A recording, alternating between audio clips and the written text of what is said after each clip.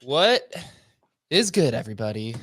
Welcome back to the Hustle Show, man. It's been a few weeks. We've been all about the migration show for the last few weeks. Someone calling us a scammer already? Oh, let's go. Damn, right? Early in the morning? Come on. How long has he been waiting to say that? Like 12 hours? He's like, I got him. It's time. Boom. Oh, Bratoshi, what is good? Rap fun, dude. Awesome streams that you've been putting together over the last few weeks. Shout out to all of the homies who've been here with us today. Man, what a day. What a week. We've got a lot of things that we have learned about the migrations, which we will cover. Hustle token taking a little bit of a dump, but now back to almost where it was yesterday. So it's like that meme where it's like, we haven't seen prices this low since yesterday. All right. Bro, if you're not getting called a scammer, you're not doing anything in crypto. So a little badge of honor, man. Bro, what you realize is, we've been through the mud on so many different things.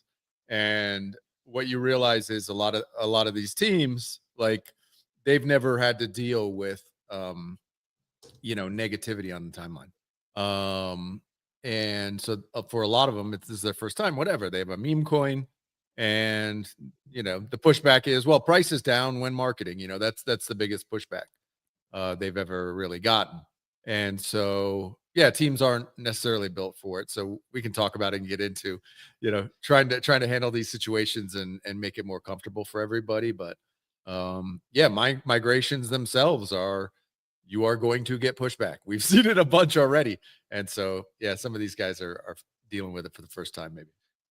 Yeah, it is interesting to say the least. But to start, we are 8 migrations down of this first group, 9, if you include Mr. Agent Hustle himself. So 9 active migrations done. I believe the platform has generated about 120K in revenue, I believe, through the first 8 or so. And let's see. So the biggest migration or the largest liquidity that was migrated was Project 89. I believe migrated over about 1.2 mil, with Zero Labs migrated over, I think it was like about 1 million or so. But altogether, a good group. The migrations ending tomorrow will be, or I guess on Thursday, Bongo, Chunky, IQ, Nova, and Pokey. Looking at their progress rate right now, Chunky is migrated 45%, Pokey's sitting at 64%, IQ crossing 60% up to 62, Nova at 54, and Bongo at 39%. So good to see them going. What were our biggest lessons that we had learned this weekend? Adam, what's the first thing from the first part, which was the initial MFT claim that seemed to go quite smooth this weekend? With the claims, pretty smooth. A few social situations that have sprung up that people need some help with. But, from your perspective, we'll make around the table. What was the first thing that sticks out to you about the conclusion of these 8 migrations?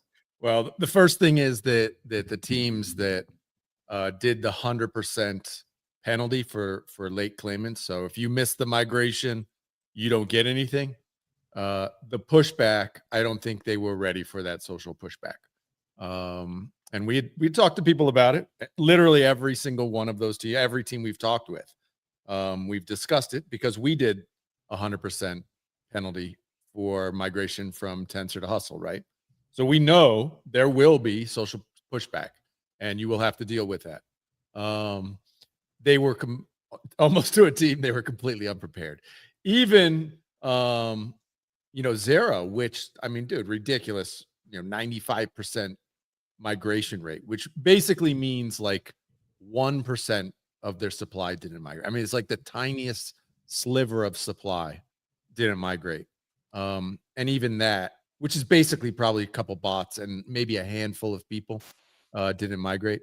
Even they are like, shoot, how do we remedy this situation? And so we're working with the teams. Obviously, we have the snapshot tool that allows teams to basically see who had the tokens at the end of migration, so they can use their supply and reimburse those people if they want to. And that's always been an option.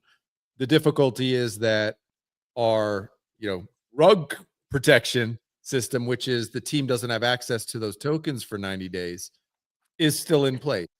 And that was put there specifically so teams couldn't rug the token. So if I had 100% penalty and 40% of the tokens didn't migrate, if the team got those 40% of tokens on day 1 after the migration, there's a huge risk that they just dump those tokens and leave, right? We wanted to try and prevent that, at least delay it, by giving it this 90-day window where everybody can get their bearings and see where the team's at, and then give then the team has access to those tokens. And I still think that's the right way, but with these teams kind of backtracking and wanting to give these tokens to the people who didn't migrate immediately, we're working to remedy that. And maybe Jake, you want to kind of run through what that process is.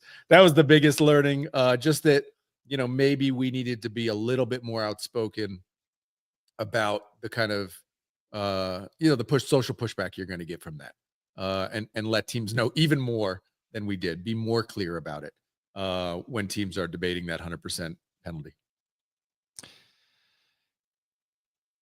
I think so there's 5 teams who chose 100% penalty. I think 4 of them are reneging the situation and trying to remedy it, which, rightfully so. I don't think there's a problem with, thinking with good intentions and then deciding that the outcome was quite different than what you had perceived. For example, talking with one of the teams, they thought that the 100% penalty would be good to convince people to migrate, right? Like what's a bigger motivator than losing everything? Ultimately, though, right, once the migration had concluded, that turned out to be completely different with the complete backlash.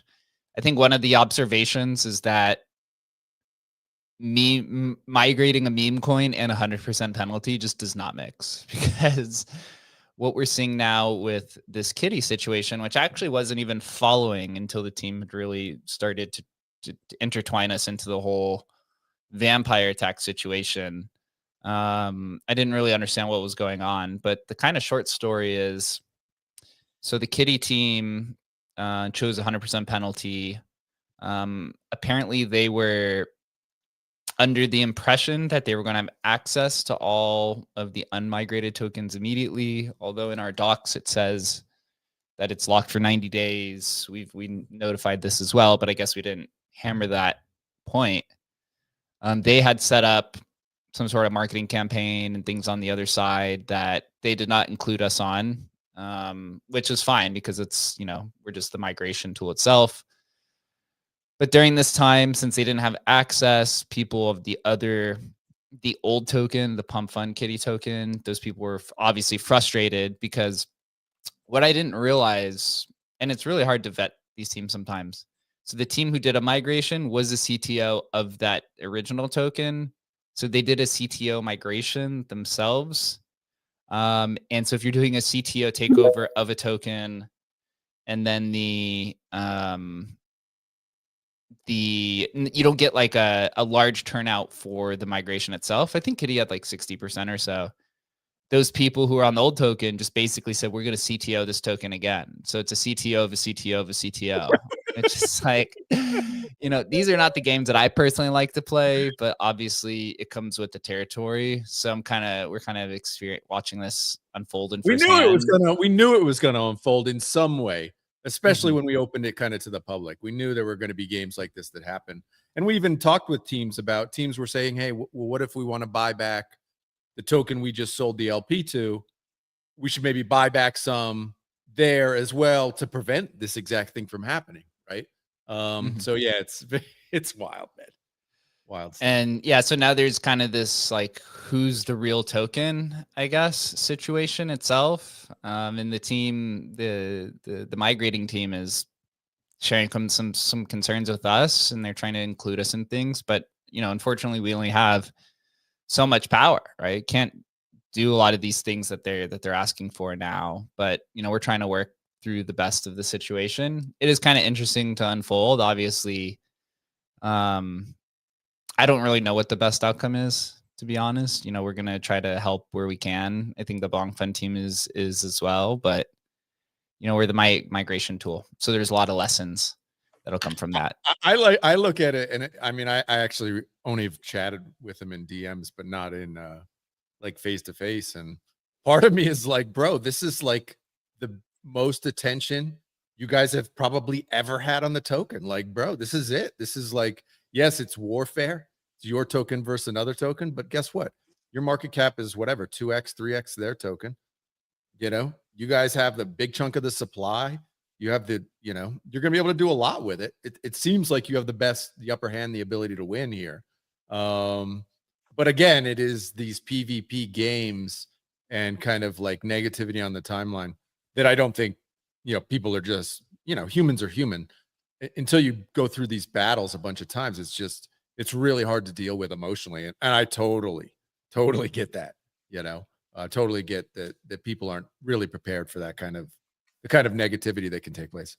For sure. The internet's extremely polarizing. Like, we have to recognize the environment that we're in, and the emotions that you see from everyone is not like the total emotions of the overall whole. And like Kitty had like 72% migrated. Like, most of the community voted for the migration themselves. And so I would just recommend to the Kitty team and any other team not really to make any decisions based on like the first week of emotions and, the loud minority or the intolerant minority, which it might seem like that's the overall consensus, but clearly it's actually not. And so making decisions when in like high stress environments is just not really the way to go. I would just kind of recommend, waiting a week or 2 weeks and kind of reevaluating the situation and seeing where everyone's at. But, at the end of the day, we're a migration tool. I want to be clear that it's a non-custodial platform. we don't have any access to any of the funds. We don't make decisions for any of the teams. There's like a 6-step onboarding process that each one of these teams was walked through individually by all of us and gone through step by step of what the outcome of what input that they placed within the platform was.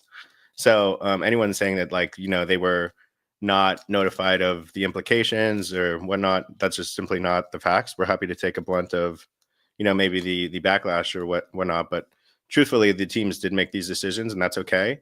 Maybe they weren't completely aware of the actual reality of the inputs that they did make, and that's okay too. It's, you know, it's a learning experience for everyone involved, but, you know, we're here to help where we can. But these were decisions that were made by the teams, whether, you know, community members want to realize it or at this stage communities team leads don't want to admit it, but they were decisions that were made by the teams. Yeah, we spent hours and hours with all of the different teams on all of the different outcomes, and you know, there's a few situations, or I guess you'd say a few aspects of the platform itself that has to be improved on. A lot of them are actually features that we have to add because of the social ramifications of some of the migrations, whether people are happy or they're not, or they say, hey, it has low trading volume, or I need access to these tokens, or, oh, I waited to talk to the exchanges until after the migration started when we told them to do it before the migration started, right? So, you know, we have to be proactive in the way that we build it, but then reactive after the migrations to ensure that everything is really, really supported. I think the biggest observation, or one of them, is that for probably the large majority of people, a 25% penalty is probably the best way to go. Yeah. Ultimately, I guess we'll see. There's only one other 100% penalty that still has to go, which is the IQ team. But they're a tech project, right? So I think it's a little bit different for tech projects because the relationship is not mimetic, right? With like, there's no risk of CTOs and things like that. This is like, hey, these are the tokens for the runway. Whereas like with memes, nobody wants the team or whoever the CTO team is to have all the tokens. They want everything to be kind of split up evenly across everybody. But with a 25% migration or penalty, it's enough for people to come back and feel good about the whole situation overall. With the best way to reactivate a community is send the chart to 0. And that is essentially what we've told everyone.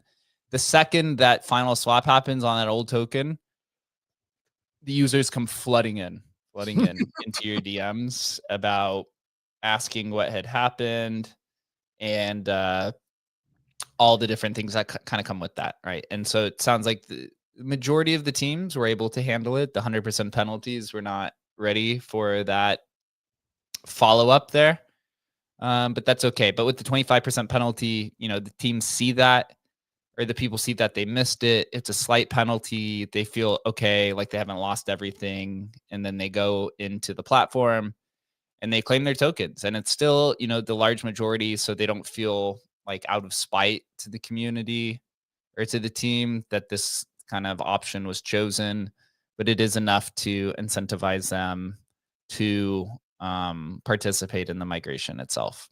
So overall, I think 25% is probably the best option for most people. But again, right, we're just kind of a tool provider, so everyone will use the different options at their disposal relative to the situation.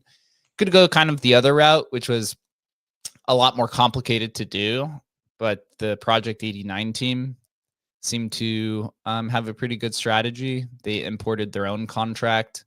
They did dilute the supply by 30%. So they extended it to 1.3 billion. And they basically kept back that additional 300 million tokens, or 30%. They allowed people to come in and migrate 1-to-1 ratio, whether you were on time or whether you were late. And then they're going to reward those people who did migrate with a portion of that 30% of the additional supply. So those are kind of the two ongoing methods that seem to have worked really well. You know, or you could just be Zira and just have everyone participate and migrate. I think that's like the best option for everyone. But even Zira, who chose 100% penalty and had almost 96% of the supply, is now also changing their opinion on the 100% penalty, and is going to reward those 3% outstanding supply or kind of whatever it is. So every situation is really different. And we're taking it all kind of step by step. But ultimately, awesome to see 8 projects migrate in that first group. Lots of other people reaching out, talking with platforms, and kind of building out new methods for migrate.fun. I don't think it's going to go anywhere. I think the migrations will continue to become a little bit more accepted, and the process will be smoothed out to create a standardization. I think that's something we're going to have to do over the next few groups, is figure out how to standardize this and give kind of like a recommended presets to everybody. But as of now, it's really a lot of just experiments at the end of the day. Yeah, totally. The standardization of the system, and we've talked about it. It's like we get to set the standard here, and somebody may come and disrupt it with a new standard. But to be able to build the standard in a way that we think is fair to and transparent to the people who are taking part in the migration, so the actual holders, I think it's really important. The idea of like our 90-day window now, maybe we shorten that to 30 days, or maybe it's 60 days, playing around in that sort of area. But certain things I think we hit on that are right, to protect the users from the team itself, I think is, a really big thing to do. I think we've done that, but yeah, it's figuring out, well, what's the best scenario, because we've learned there are infinite needs. It's completely complex. Every team wants a different situation, but kind of standardizing it. I think we've done a decent job, but it's going to be this new group. I'm excited for it to be even more seamless. Yeah, we've got 3 or 4 teams who are going to do a bonk migration in X group, and then we have some additional partners that we are communicating with. But we do have the Chonky team who's on stage, who is completing their migration in a few days. What's good, guys? Hey, how's it going? Can you hear? Yeah. My like Twitter Spaces always is like wonky on me sometimes. Nah, you're good. But yeah, no, I'm really excited for this migration. Like obviously, I was kind of looking at it, the Kitty situation, and that, I mean, it is unfortunate, but I think like in the long run, like they'll be fine. I think like the PvP thing, like it lasts for like a day or two, and then I think like the core community of them migrated over, and they're going to stick with that. And then the people are just going to come in, probably like flip, whatever they can. Because I mean, obviously if you nuke the chart and then create a new one, that old chart is like easy to pump, but not to maintain. Yeah.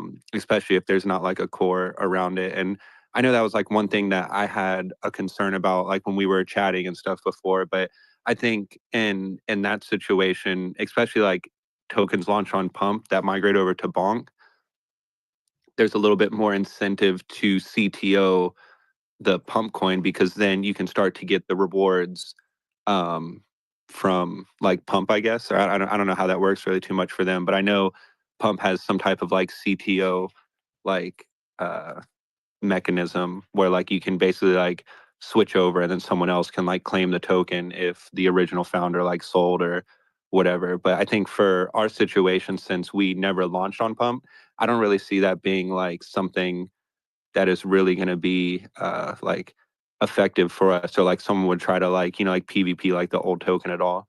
And I was talking with our team about like because I think when we originally launched, I'm pretty sure we can change our token like symbol, because we've changed it before in the past.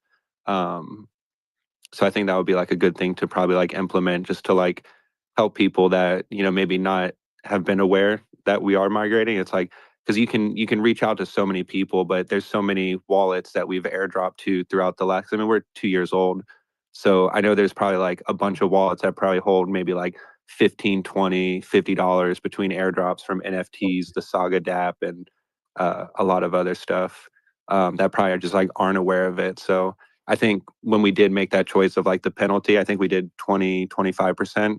I think that's pretty fair. And then as well too, we do have the option for like the people that have locked their tokens for a period of time. Once they migrate out, like I can not penalize them by just giving them the tokens that get sent to me for the penalty, which I think is like a good thing as well. Yeah. I think for meme migrations, like a slight penalty is good, but not going too overbearing, right? Because then you do risk the integrity of the community who wants to do CTOs and all these things, right? Because CTOs don't exist in infra coins and tech coins, right? But they do exist in meme coins because it's all social sentiment.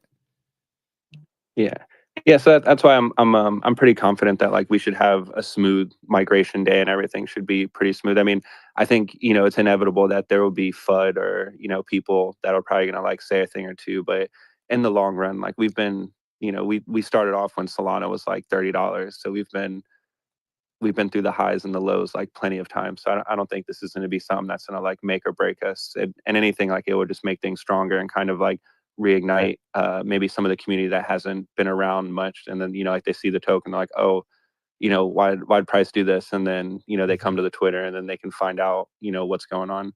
Yep, that's the biggest, or I guess one of the biggest observations is once that old chart goes to zero, the entire community starts flooding in DMs asking what's happening and such. And so once they see that they could go in and go to the platform and claim their old token, then generally they're pretty okay. Like they're almost relieved, right? They're almost like, holy fuck, I thought I lost everything. Oh, I could go here and claim. Then they feel good about themselves. And it's almost like now they're actually bought into and kind of caught up with what's going on in the community. Yeah.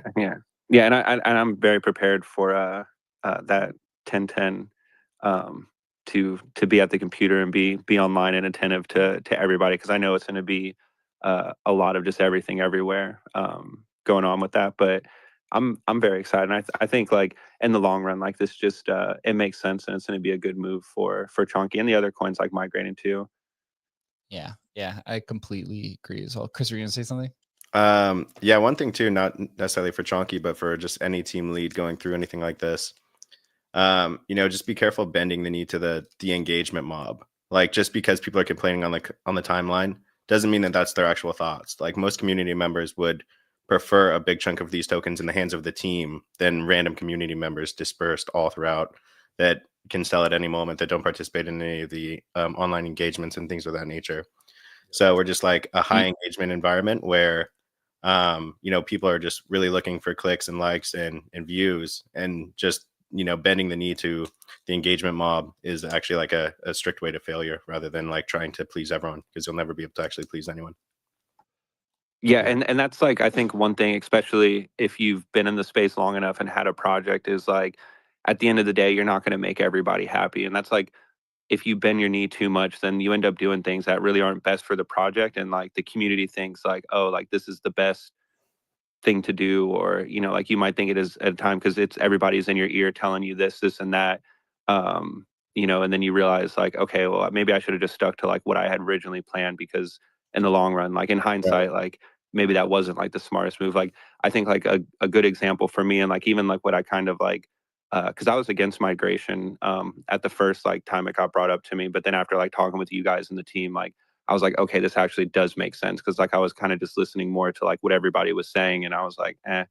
But like I even look at like we almost went down the route of the 404 NFT token swap like meta, and we had partnered up to do that, and then I ended up pulling back on that right before I even like took like a loss on some money, because we gave money to the team to create and like build all that, and then I was like, I'd rather just lose like a little bit than mess up the project for like the long term. But I think this is very much different, and like the way that my mind changed, and working with you guys and talking to everybody, it makes a lot of sense. Yeah, we're excited for it. We've gotten like a bunch of interesting kind of feature requests. One of the teams was asking about an unlimited claim period. Maybe this is better for memes in the future, where you just leave the vault locked essentially forever for those people to come and get the claim token for, I guess this is like migration CTOs, essentially give a little bit of a better, I guess you'd say more trust, I guess, overall, to ensure like people are afraid that they're going to get dumped on in some capacity. I'm trying to remember what else there was. The early withdrawal feature for exchanges is something that we have to do.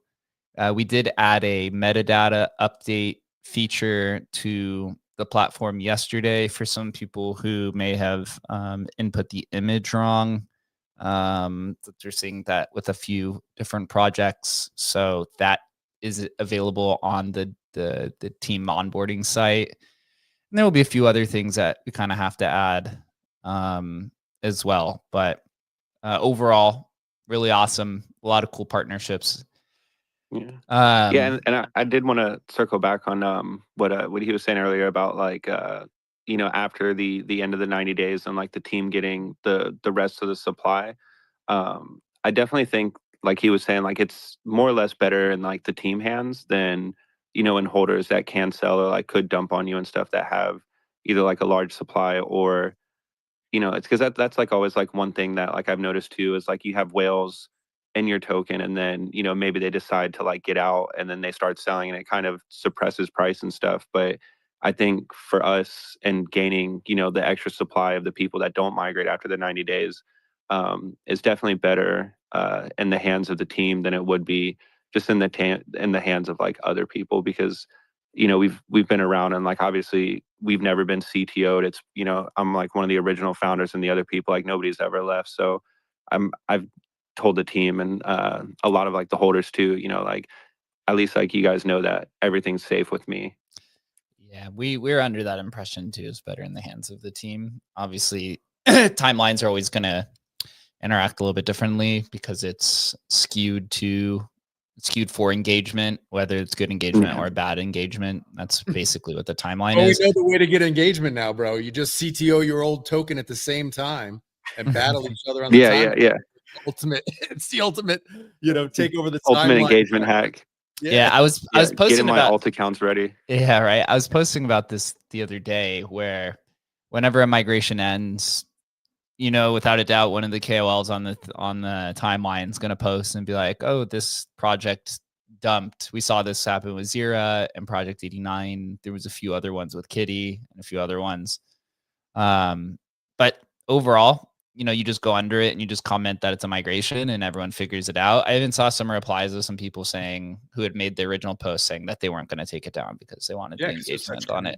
Engagement. Right.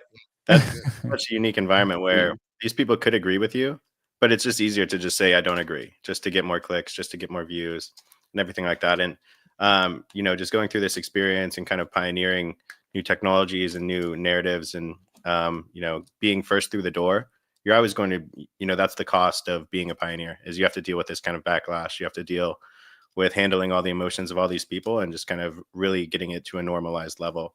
So it's just part of the growing pains process. But looking at the complexity of literally moving thousands of teams and team members and community members across ecosystems into completely new tokens is like mind-boggling that it's even like possible to do seamlessly with as kind of little hiccups as we've had. So the Migrate Fund team is definitely on a different level. Good place to be. Good place to be. Yeah, I think overall we've had, over 3,000 in unique claimers across all of the different projects. I think Project 89 might actually have the most overall. I think they're getting close to over 1,000 this point in time. Obviously, they had a 0% penalty, right? So people are just have the opportunity to go in and claim. One cool thing about if you don't do 100% penalty is that the users are coming in and they're giving you the old tokens for the new tokens, right, at a penalty. And then the teams could go ahead and sell all of those claim tokens again at a point in time in the future before the 90-day period ends. So, for example, I think Project 89 has close to like $30,000 in the old token sitting in the vault that they'll be able to sell for SOL, and it'll go to the team and release to them after the 90-day claim period. So that is one good thing of doing the penalty as well, is all those people come in and put it all back into the box essentially, or into the vault. But yeah, we're going to see. I think kind of looking forward into the platform itself, we're going to be doing a migration with Moby Screener, Moby AI. That'll most likely be the largest LP that we've migrated. We just had a call with them yesterday. we're going to be rolling out a cool option with them. They're going to actually host the migration on their own site themselves. So we're giving them some dev tooling so that the users will go and migrate and claim on the Moby Screener site. I'll let them share. They have like some special plans. I don't want to ruin it for them, but I think this will be cool because then it gives teams, memes, whoever it is, the ability to say, come to our site, and then they can actually add their own call to action at the end, which seems to be the biggest, right? So like when you go on the Migrate Fund site and you migrate, there's that image, right, that you could post to Twitter. That's what's called a call to action.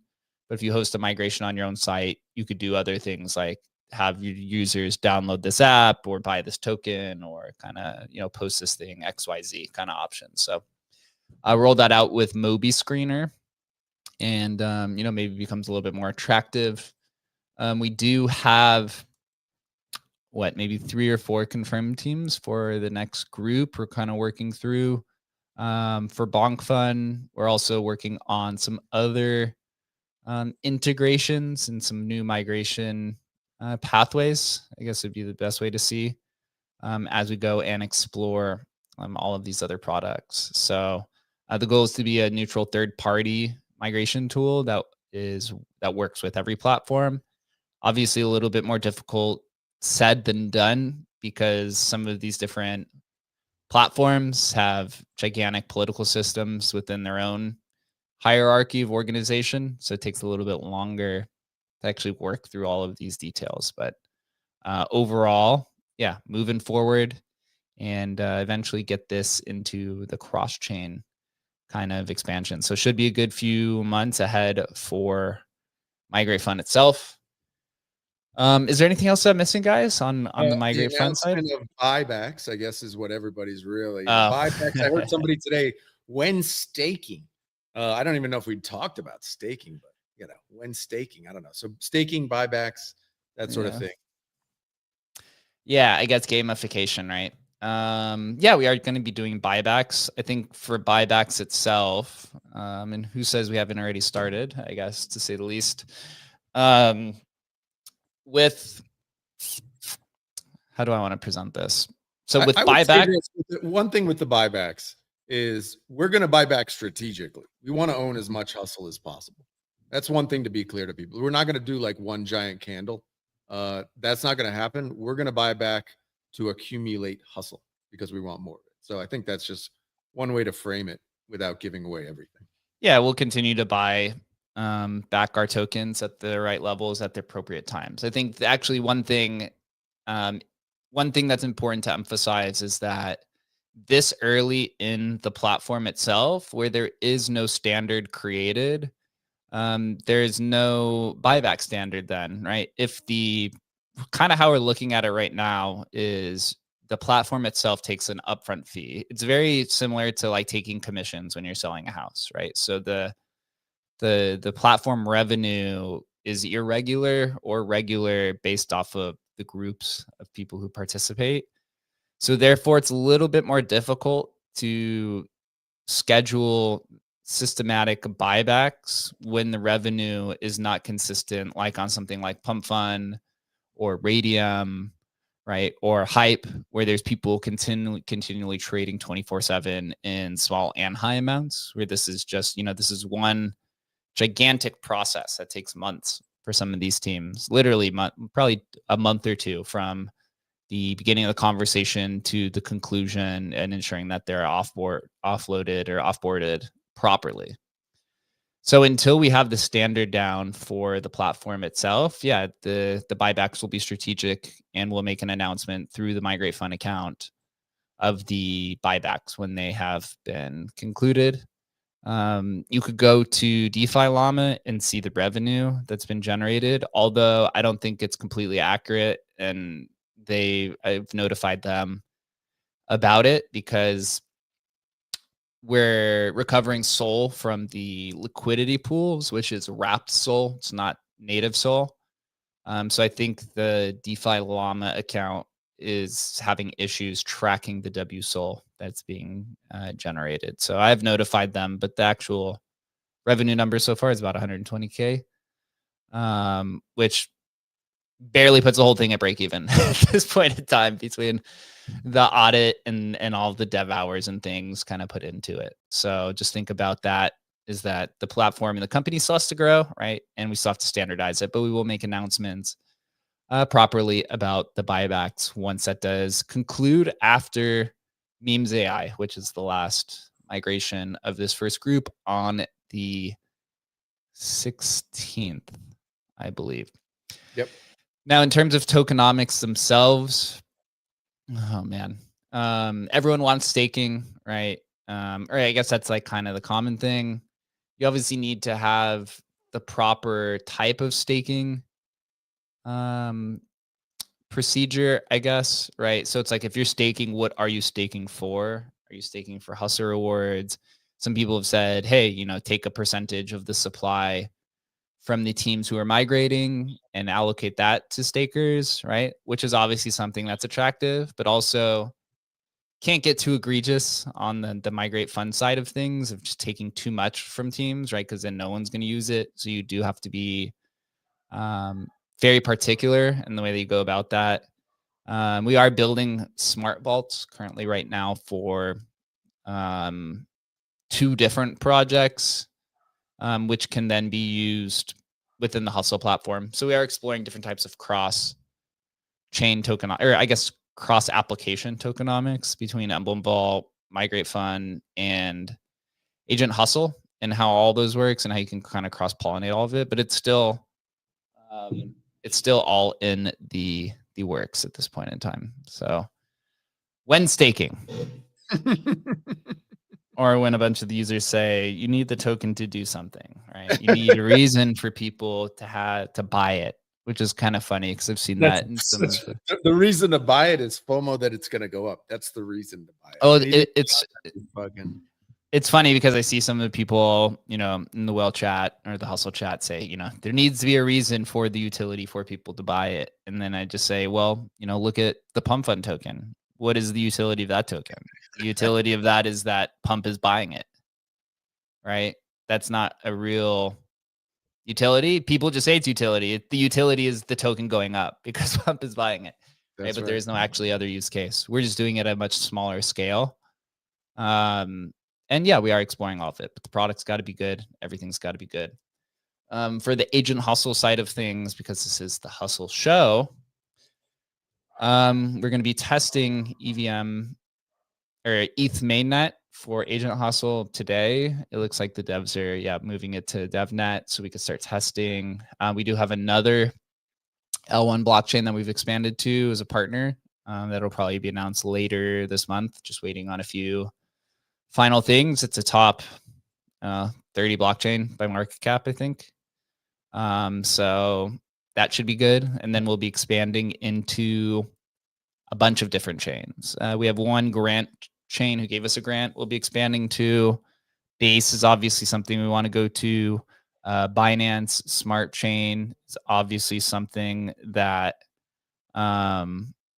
we would like to expand to. Avalanche, Hype, right? Like there's a bunch of different options, and we've talking with a bunch of probably about 10 different blockchain foundations to try to get their understanding and perspective on what a partnership is, you know, what's their AI strategy, what are different co-marketing things you could do, right? It's a whole gigantic, never-ending process of networking and communicating. But now that ETH mainnet is live, spinning up anything that's EVM is actually a much shortened process than what that initial kind of build is. Because what Agent Hustle is going to be the best token discovery platform in the industry. He's great at finding tokens on Sol.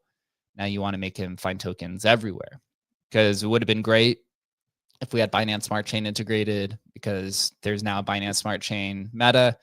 So you could have just literally been in the same platform now buying tokens on BSC and not even have to change your wallet, right? So that's kind of the strategy in the future that we're planning for with Agent Hustle. And it's all quite complicated. One final thing here.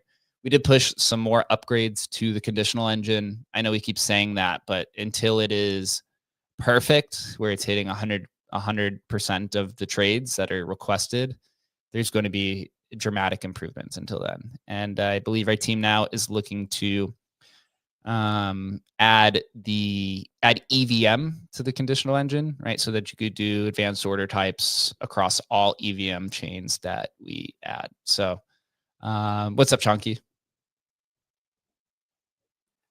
Oh, yeah, I would say it's about 3 a.m. here, so I'm gonna get off. But I just want to come up and say hey and chit chat a little bit. But thank you guys for having me up here, and I'll be looking forward to migration. We got two days left. 2 days. Let's go.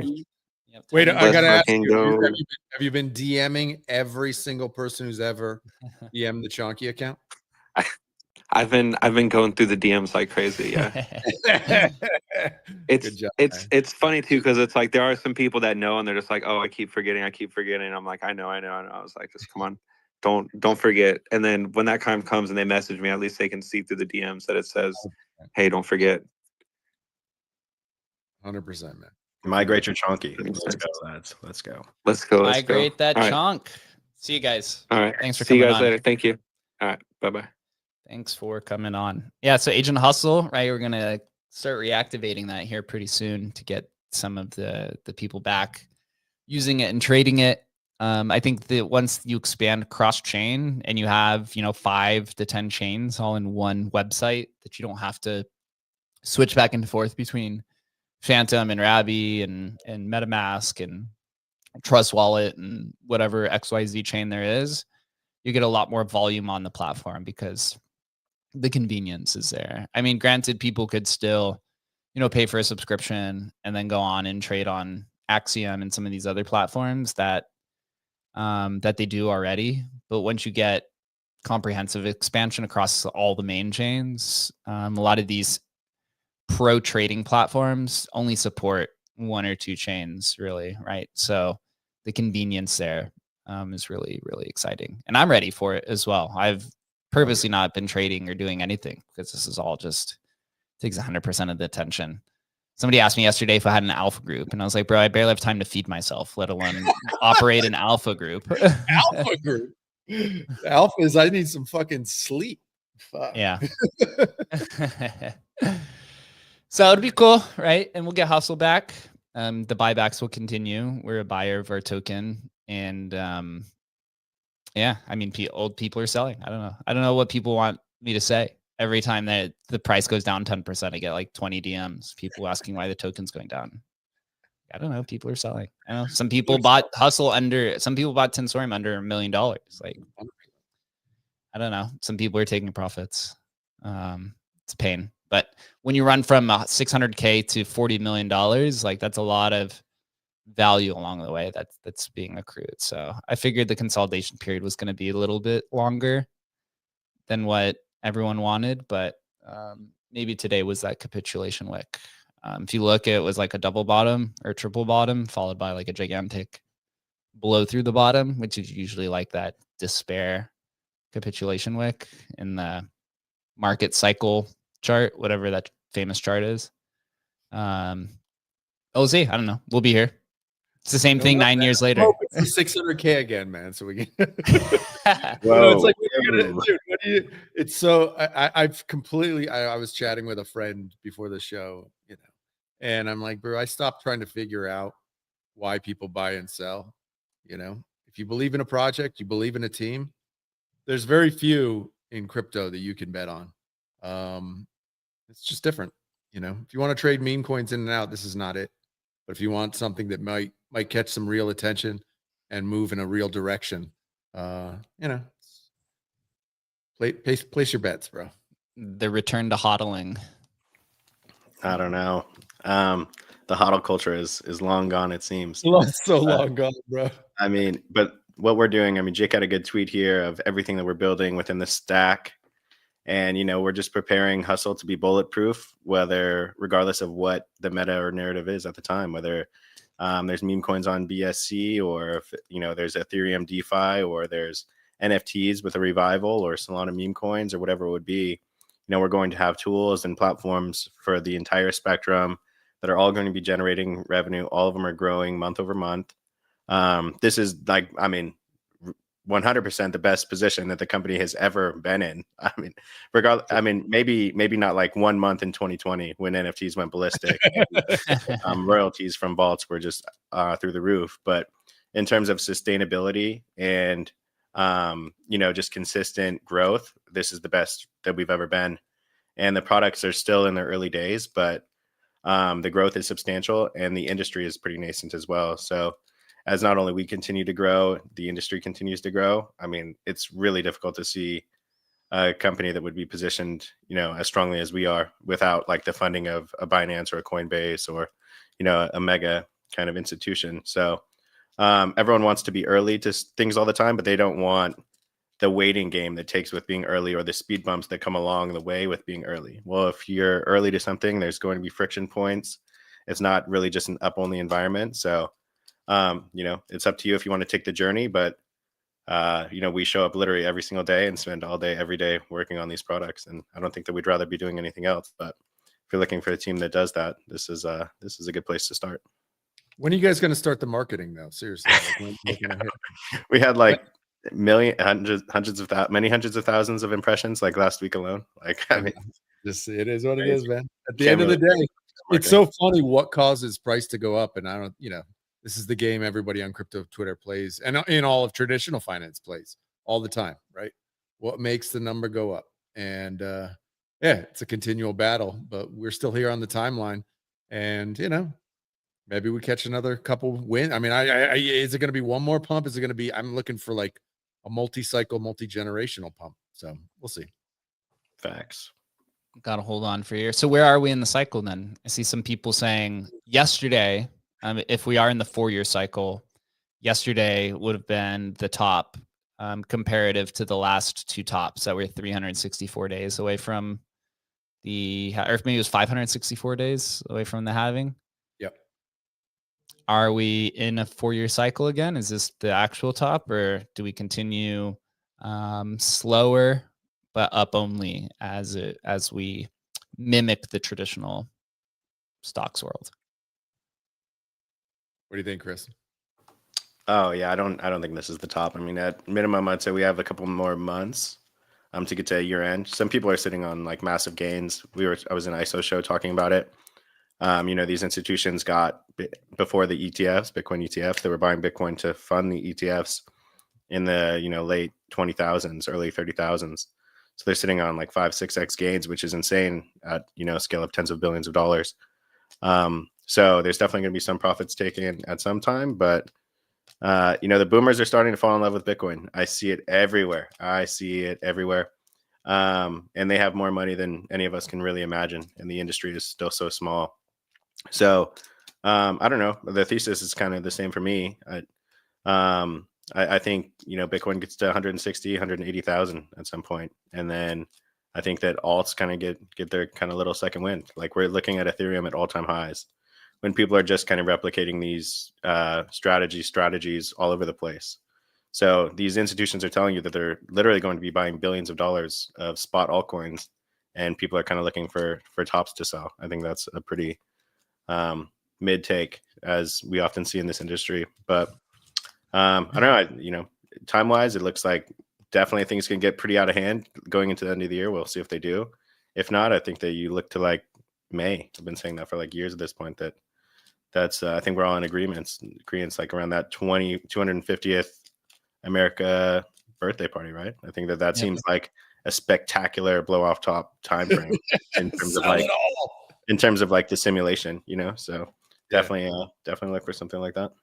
Yeah, I think I had mentioned I had put in my calendar, I don't know, a year or two ago when somebody was like, oh, well, the point to sell after the halving is whatever, October 6th, 2025 or whatever. And I put it in my calendar, sell all your Bitcoin.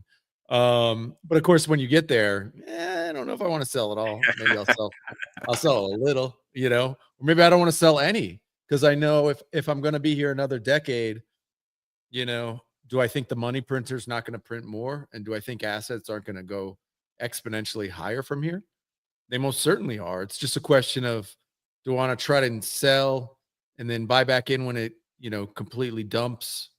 I don't think Bitcoin's kind of decoupled from assets. I don't think that's happened. So if the market takes a complete shit, Bitcoin will take a shit, I think. But who knows, man? Nobody times it right. Nobody gets it perfect. You just take a little bit of profits if you need it. But yeah, who knows, man? I don't know. The general consensus is, later this year to next year's the top, start of next year's the top, which tells me that's wrong. Maybe it rips all the way through 2026 with money printer and, Trump and everything, but who knows, man? Who knows? All I know is the fucking crypto has never been in a better place, man. If you're young and you just have some money on the side, just buy some super quality crypto and just stock it away. Don't even try to trade it, because most of the times trying to trade it is when you lose your Bitcoin rather than get more. You think you're going to be smart and sell high, buy low, and it almost never works out. I think most of us on stage here who've made really anything have bought stuff and just held on to it, and then, have had huge gains with that. And that's just generally the way, I think, to make the most money.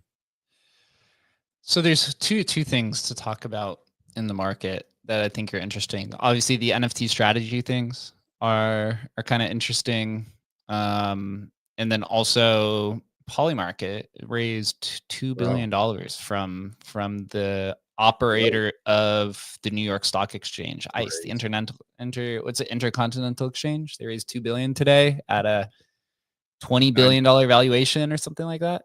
It's crazy. I guess to start there, I also saw yesterday Augur coming out and saying that they were releasing an update. That's how you know that it's starting to get a little frothy in that market. Is you get the first one who was built. What was it, 2014 or 2015? They're Pantera backed, right? Aren't they like one of the earliest Pantera investments? So I think it was the first one, actually. Yeah, Dan's in their ear. He's like, all right, we got to get this back. I got to make another couple billion. You got to get back on the Twitter. Got to get back online. Polymarkets. I mean, you got to give a handout also to like DeFAI, Mock, one of our migrating teams, creating a conspiracy theory based prediction market on top of, I think it's called PMX, which is like the new launchpad prediction market thing on Solana, which is kind of interesting. I'm seeing people build parlay platforms on top of Polymarket. Kalshi is now in the lead in terms of dominant volume. Today, or was it yesterday, that Citadel Securities said they're looking into prediction markets. I'm sure out here in Vegas, where Chris and I am, the casinos are probably panicking right now, trying to figure out how they can add in their own prediction markets. Is there enough prediction markets to go around? No, honestly, it seems like it, but no. Like, there's two main platforms in a world full of 8 billion people. Like, no. I mean, in terms of like globally, what do prediction markets even exist outside of the US? Like, obviously a lot of people are betting on like soccer and European sports through these platforms, but for two platforms to fuel the whole world of prediction markets, I don't know. I think we need a lot more. Yeah, it's interesting. What's your guys' take on Kalshi taking over Polymarket as the prediction market with the most volume? Do we think they're going to just continue to run away because it's a centralized system? Fake. I don't know. That is real. I just anytime I see tremendous volume or whatever, my brain immediately goes to fake, especially when it's centralized and they could just fudge numbers. I don't buy it. And like, in terms of like a market lead, like, you get these industry defining companies. And when I think of that, I think of Polymarket. Everyone says, hop on Polymarket. Nobody says hop on Kalshi. So like, where's the disconnect? It's like, are you going to Google something, or are you going to like ask Jeeves it or something like that? And so it's like hop on Polymarket. And so that like branding and that kind of lead in terms of like mind share, I think is worth more than just like static volumes as a metric. Agreed.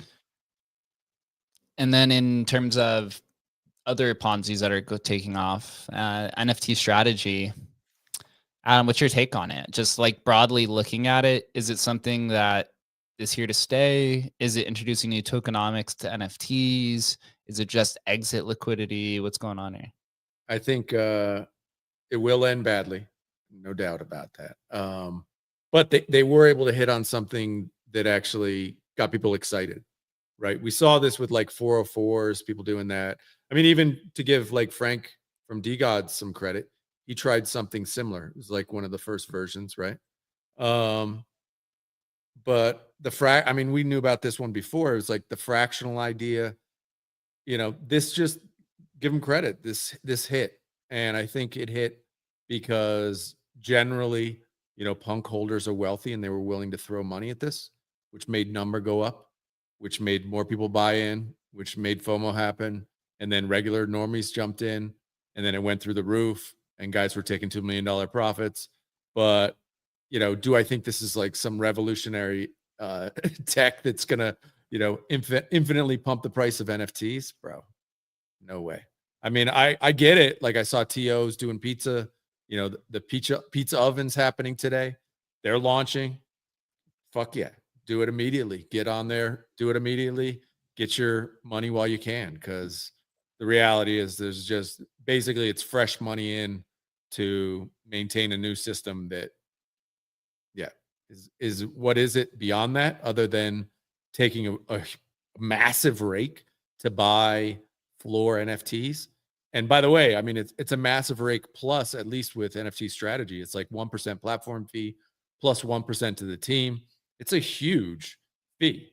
And I think it's a 10% tax on every swap. It's a 10% tax. 8% goes to the NFT, and the other 2 get split up between the platform and the founders. Which I don't even know who's the punk founder. Who gets that? Are Matt and John getting that 1%? I think it's the TokenWorks guys. So yesterday, Adam, who's the creator of it, said that they've made 200 ETH in platform revenue so far. So about $1 million, which you'd think feels like with all the attention, you feel like it'd be higher, to be honest. Yep. True. But I think it has legs beyond another month, maybe 2 months max? No, I can't imagine. But really, I don't know. I kind of think it lasts. I don't know. I think that people are obsessed with these assets.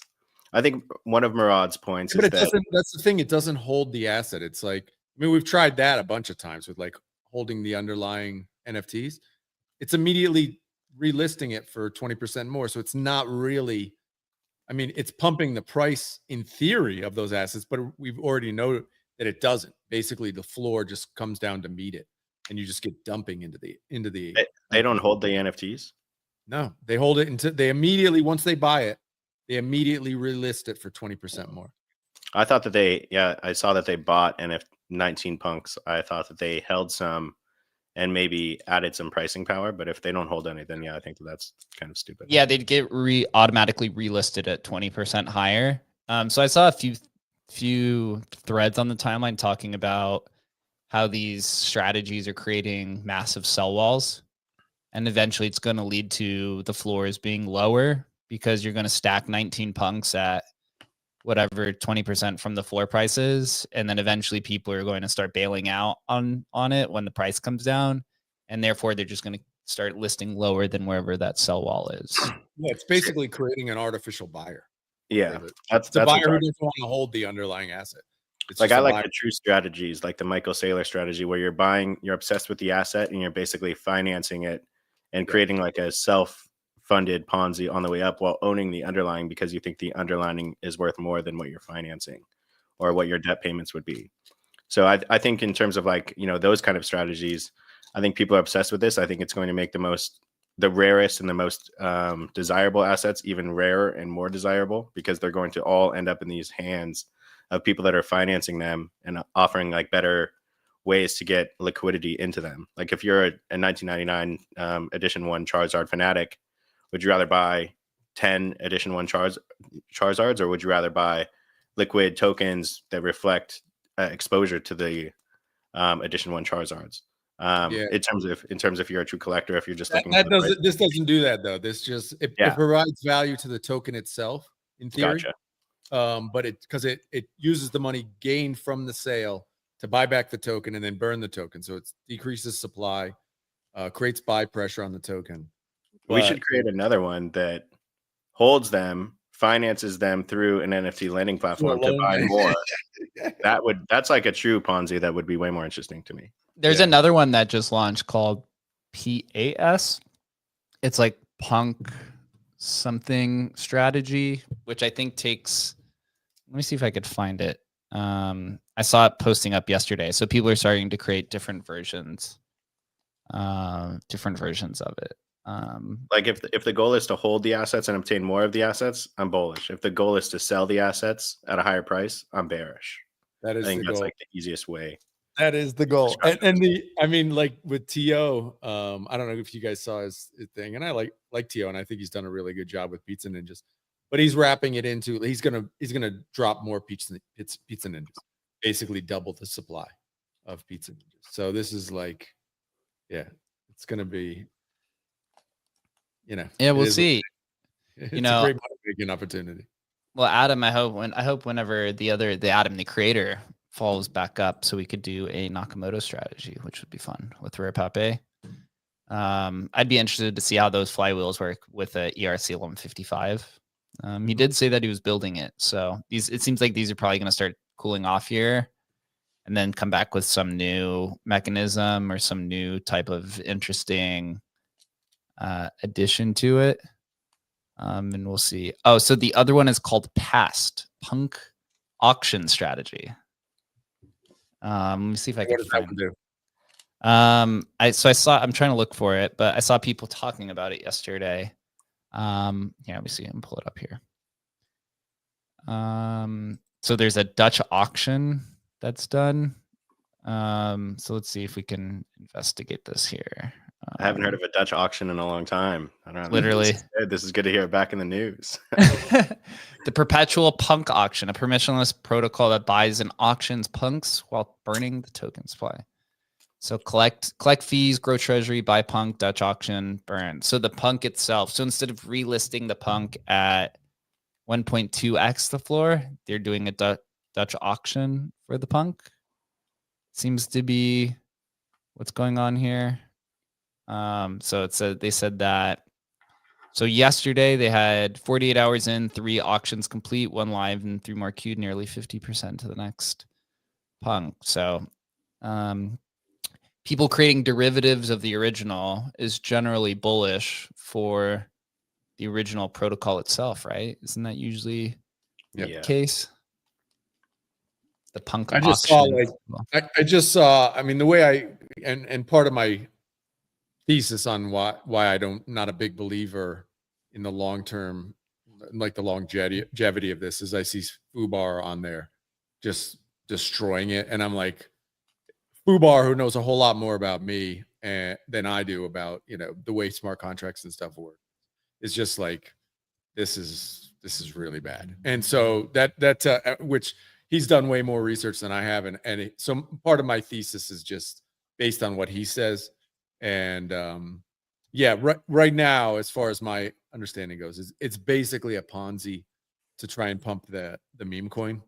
And it just, once people stop buying and that 10% fee goes away, we saw it with Friendtech or whatever, it's a very, very quick race to the exits. The thing is, it does generate fees on the race to the exit, but still, they had one the other day, and I think some guy sold almost $3 million worth of the token, and people were like, yeah, but that bought 2 more punks and then listed them for sale. Okay, and it jumped up nicely again, but it only takes a couple of that times for that to happen for it to be all over. One thing that I love about this industry in particular is we will always create new ways to pump the price of these assets. So if your assets are not pumping, rest assured, we will invent a way to pump them at least for some period of time. This is the greatest industry on earth. We have the best pumponomics ever. And, it's hard to be bearish in an industry that will literally go to the end of time regardless of time or anything else. How does NFT strategy help promote and get us to freedom money? How does this help us distribute freedom? It teaches the world about Dutch auctions. Is Flywheel the WAGMI of this cycle? It definitely is. It's kind of getting that impression where the flywheels will end up being. It is interesting though to see, like, and that's why I do give these guys a lot of credit for actually building something that works.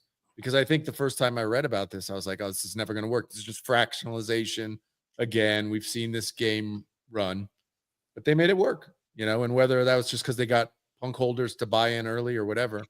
But the reality is that it worked, at least for a time. So congrats to them. Yeah. So which buyback strategy, or I guess which Ponzi is better? Is it DATs or on-chain strategies, the perpetual flywheels themselves? DATs I saw, obviously, I think this was a few weeks ago, where the SEC issued out that they had sent notices out to like 200 DATs or something like that, that had been engaging in potentially some nefarious ideas. Some of them being related to the Solana one, of people who are like sending in locked Solana and getting the distribution or liquidity in the same amount. Do you think all these just kind of cool off and take a different leg? Or do we still have much higher to go? Because I feel like the strategies are probably going to follow the DATs in some capacity, because DATs were there first, right? Because it's just one's an off-chain one and one's an on-chain one, but essentially they're kind of doing the same idea, right? Because that's what the strategy was, hey, if these DATs trade at 1.2 NAV, then we'll list these higher at 1.2x, I guess. Kind of. But that means they have a NAV. That means they're holding something. That means that they're holding the assets, not just selling them. Yeah, there's not really a NAV in NFT strategy. Right. And like, I mean, I'm bullish on selling fiat money for harder assets like Bitcoin and Ethereum. That's like a reverse Ponzi, where a Ponzi is you're taking money that is not yet earned yet and paying it to your past debtors.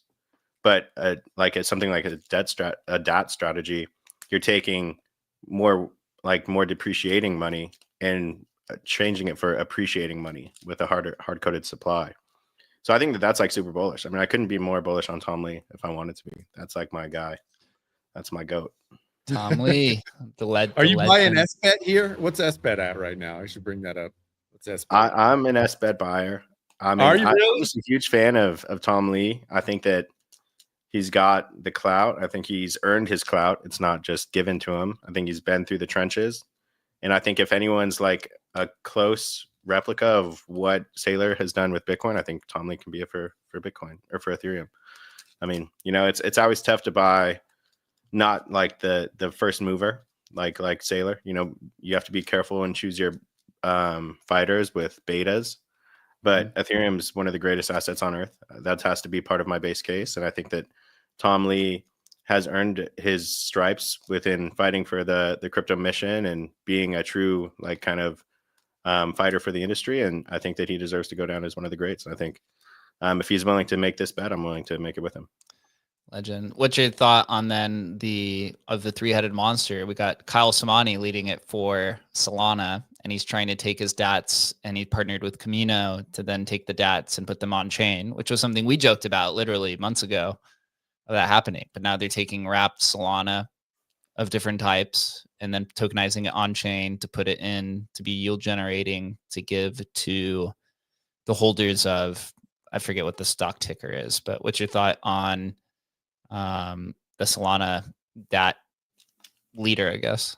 Fan. I mean, the thing is, it's like what makes these people in particular valuable or attractive is the fires that they've gone through to be in the position that they have. Like, do you know how hard it is to basically quote unquote sell billions of dollars in Solana and then it literally nuke 90% and you have every single person that you've ever sold it to literally crying about it and like literally wanting to murder you online? Like, I mean, just the stripes that they've earned in battle and the positions that they are and like the foresight that they've had and the confidence that they've had in themselves to make it to that point in time with, not only in their like, mind positions and their visions, but also taking the financial bet alongside it.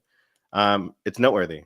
And so, you're looking for those people to lead these type of strategies that they'll live by them and they'll die by them. And I think that those are notable warriors that I would like to bet on.